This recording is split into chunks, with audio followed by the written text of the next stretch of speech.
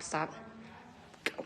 Good morning, this is Mariah Day with the Kansas State Rifle Association, here with Attorney General Kris Kobach to update you on some recent action in the legislature. Specifically, today the House Federal and State Affairs Committee heard House Bill 2412 relating to concealed carry license fees by state agencies. So I wanted to sit down with Attorney General Kobach and kind of talk about how he's been pushing this important legislation for a long time now, and how we're excited that it's making progress. Yeah, I started bringing this up during the campaign of 2022, that people shouldn't have to, in my opinion, people shouldn't have to pay to exercise a constitutional right, and that's a matter of principle.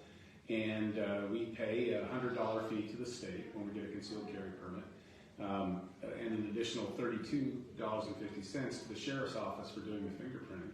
But I figured if I were Attorney General, I would seek to have that $100 fee removed, because you shouldn't have to pay a fee to exercise your Second Amendment rights, and we have the right to keep and bear arms, and bearing arms in the 21st century in virtually every circumstance means carrying concealed. That's just the way people carry arms today, for the most part. So as a matter of principle, I think it's something that needs to be done. If we're successful, Kansas will be the second state in the nation to make permits free as far as state charges go. The first state to do so was South Dakota.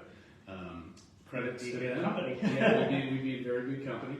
And the second reason is, I think one of the arguments that was made when Kansas went to constitutional carry a few years ago is that that would disincentivize people to go through the training to get a concealed carry permit. And I think there was some merit to the argument, not enough merit to justify not moving to constitutional carry, but yeah, to be sure, you would probably have fewer people going through the process of taking the class and getting the permit. And I think this has the practical benefit of encouraging more people to take the class. If there's no $100 fee attached to it, then it makes it something that more people will consider doing. And I think it's a good thing. Concealed carry classes are great for everyone, whether you are an experienced firearm owner or someone new to firearms.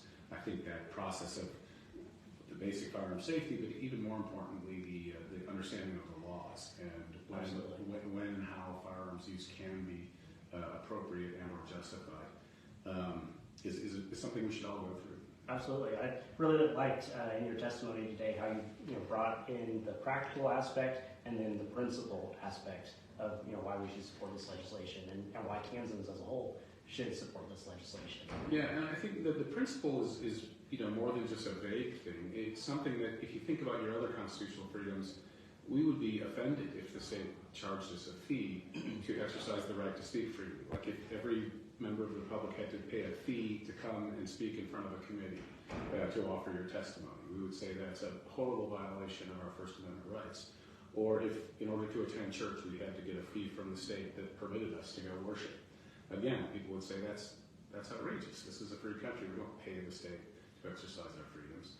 And I think the same can be argued here. You shouldn't have to pay the state to exercise your freedoms. Absolutely, and it's so frustrating to sit in a hearing like today and hear an anti-Second Amendment legislator literally advocate for extra boundaries, extra limits on a constitutionally protected right. They say it should be more difficult, it should be harder to exercise a constitutional right because of some unknown danger that they're scared of. I think the arguments of the call it anti-gun folks who are in the legislature in that committee were, I think they were completely meritless. I mean, one person piped in that he thought it was just absolutely unnecessary to carry a firearm for one's defense. Well, he can have that opinion. Maybe he'll be lucky enough that if that day comes when he is confronted with a life or death situation, that there'll be a concealed carry holder nearby to save him. Hopefully so. Yeah, but he's clearly wrong.